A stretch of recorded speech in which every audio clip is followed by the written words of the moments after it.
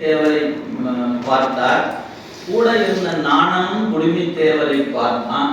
ரெண்டு பேருக்கும் ஒரே உணர்வு வரலையே. இவருக்கு தான் அவரை பார்த்த போது கட்டி பிடிக்க தோன்றியது, கண்ணீர் சிந்த தோன்றியது, முத்தம் கொடுக்க தோன்றியது. சாமி இறைச்சி போய் கிடைக்கிறீங்களேன்னு அழுக தோணுச்சது. அதே பக்கத்தில் நாணனுக்கு ஒண்ணுமே தோணலை. அவரு தான் செய்யறாரு.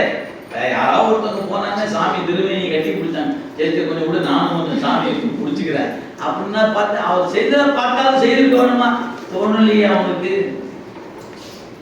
தெய்வ பித்து கொண்டு விட்டான் திண்ணன் அப்படின்னு நினைச்சிட்டு கம்முன்னு தான் நின்னானே ஒழிய அவனுக்கு திருமேனியை தொட்டதாகவோ அவனும் ஒரு வணக்கம் செலுத்தியதாகவோ செருக்கிடார் பெருந்தகை நமக்கு காட்டல.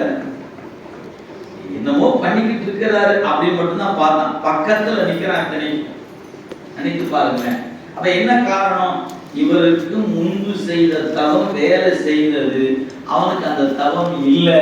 அதனால அப்படியே மணிவாசன் சொல்றது போல, இரும்பின் பாவை அணைய நான் பாடேன் என்று ஆடேன், அலறினேன் உளறினேன் ஆவிசோரேன், சும்மா பொம்மை மாதிரி நின்றுட்டான். ரெண்டு பேர் ஒரே, ரெண்டும் உயிர்கள் தான்.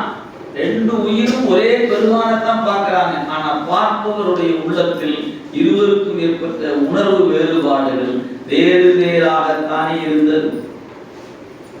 அப்படின்னு நமக்கு எப்படி தோணும்? நமக்கு அப்படித்தான். நம்ம இங்கிருந்து திருமேனி உலா வருகிறது என்று சொன்னால் பார்க்கிற எல்லாருக்கும் ஒரே உணர்வு வாராது. ஒரு நல்ல உணர்வு எப்போது வரும்? நீங்க முந்தைய பிறப்புகள்ல தவம் தவம் என்று சொல்றாங்களே, அதை கொஞ்சம் செஞ்சு வச்சிருக்கணும். அன்னைக்கு செஞ்சு வச்சிருந்தா இன்னைக்கு அந்த திருமேனியை பார்க்கும்போது என்னமோ ஒன்று தோணும்.